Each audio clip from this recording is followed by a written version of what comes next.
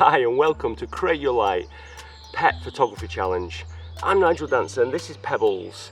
I'm usually a landscape photographer, but I'm at home and what I'm going to do is try the new Nikon autofocus in the 3.0 release and the eye autofocus and get some shots of pebbles, hopefully in the garden and maybe in the house, talk about light, composition and how you can get some great shots of your pet, maybe a pet dog, pet cat, and some of the top tips that can really up your photography with your Nikon Z series. Okay, so there's three things that I think are important when you're doing any type of photography really. One of them specifically to sort of people and pets and animals. The first is light, and I'll talk a little bit more about that and some different types of light that you might be able to use. The second, I think, is composition, and composition is obviously important in any photograph, you know, how you put all the bits together, and there's certain things that you can do with pet photography that I think are good, getting low, getting high, getting at eye level, but try and just mixing it up a little bit, trying different focal lengths, and I'll talk a little bit about my equipment in a minute. And then the last one is expression and just capturing that expression, which I think is really important, especially for pet photography. I've had a little bit of a play around this morning, and I definitely think that's something that will help you get a good pet photo. So I just want to talk a little bit about gear and a little bit about the Nikon autofocus, because the new pet eye autofocus and pet face autofocus is really good. It helps you to track the subject in the frame when you're trying to focus, which is probably one of the hardest things to do with any sort of animal photography, is get it in focus. What I tend to do is everything handheld. The lens that I go to most is my 70-200, and I like the 70-200 f2.8 because it's good for just picking out pebbles, compressing the background, and also getting some separation between her and the background. So I like that. Sometimes I use my 500mm, but I find that if I'm in the garden it's just too long. My 24-70 is good as well because it's f2.8, and at the 70, sort of 50mm, 70mm end it's good. I've also got a 24mm f1.8 lens which is filming this, which I find really good as well when you want to get it really close and do that wider angle shot, and I'll show you that later. And then also I quite often use a 50mm f1.8 prime as well, because I think that if you've got a prime lens and you sort of got a really low, shallow depth of field, so just Pebbles' eyes are in focus and everything else is out of focus, then that helps to separate her from the background and really concentrate on that expression. So that's a little bit about the three things we're going to concentrate on. So let's go and have a look at the first one, and that is light and how light is important. Okay, so one of the things to think about with light is shooting in shade.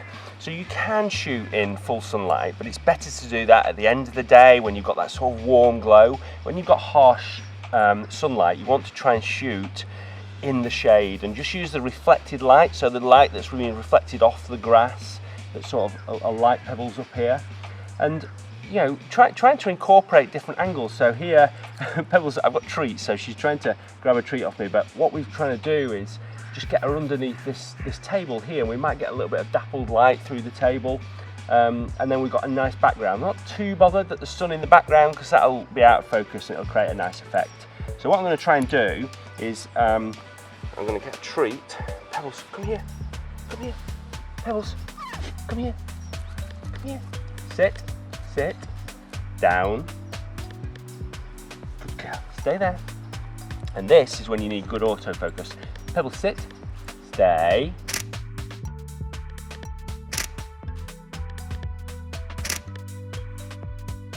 Okay, so one of the things I was saying is trying different angles, and in this shot what I'm going to try and do is get low as one thing, and then have a long lens on as well. So I've got my 70-200 at f2.8, and what I'm doing is I'm just using just a shaft of sunlight coming through here.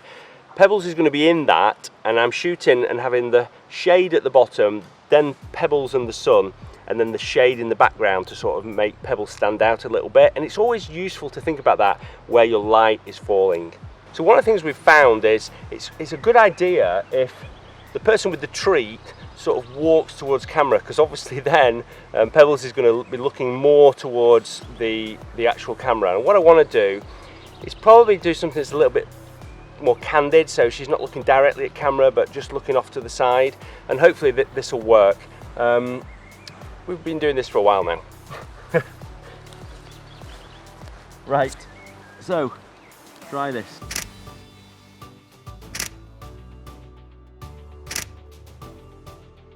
What I'm going to try and do now is shoot at eye level. Eye level is a great way of shooting your dog, because obviously you're going to create connection with the dog. It's always good to shoot at eye level, but also I'm going to have more separation between the background. I'm shooting with a 50mm f1.8 lens, so it's a really shallow depth of field, so you're going to make sure focus is right. And it's overcast now, so the sun's gone in, and we've got an overcast day, which is a really good time to shoot actually, because it means you don't have to worry about any shadows or anything like that, and it's just a nice softbox on everything. The light's really good. So I've just got to get Pebbles to try and sit down here, which should be fun. So we're going to try and get her in this grass here, so she's just peeking through. It's proving easier said than done, I have to admit. It's not easy, this. You've got to have a lot of patience, and obviously you don't want to tire Pebbles out. So I've been doing these photos over a period of a week, just to have small sessions, which is a really good idea. So we're going to try and get her to sit there. So that worked really well, because she was like eating the grass, and we got a little bit of her behaviour then as well. And what was really good is the eye pet focus on here tracked it really well. So I'm really excited about looking at those photos. Okay, so it's good to try different angles. One of the angles that I've been trying today is just shooting Pebbles from the top down like this. So the key to this is actually having a few treats. So if I give Pebbles a treat, and then I have one in my hand, Pebbles, what's this? And she's more likely to look, sit at the camera, and you can get a good shot like that. Good girl. I'm shooting at 24mm f1.8, and it looks really cool from this angle. Pebbles, what's this? Good girl. And if it's raining outside, then come inside. You can shoot some great things inside. And especially if it is raining, then you've probably got sort of cloudy environment outside. You just need to go near a window. And what I found is if you go near a window and you just get her on a favourite couch or something, she just gets a little bit sleepy, and you can just, it's much easier to take shots of her. So I can just now, got my 24mm f1.8 lens, and Pebbles. She's seen something out the window. Pebbles, what are you doing? Come here. Good girl. And I can just try and get some that are quite candid. And then the final tip is all about behaviour, and then trying to get Pebbles doing some funny things. Maybe she's licking a yoghurt pot, or maybe you're out walking and you just have her in front of your favourite wellies or something like that, and just trying to get her in her environment, or capturing the character as well. Now, a top tip is that was given to me by a really well-known pet photographer called Elke, and it was using a squeaker. So if I was just photographing her like this, then if I just used a squeaker,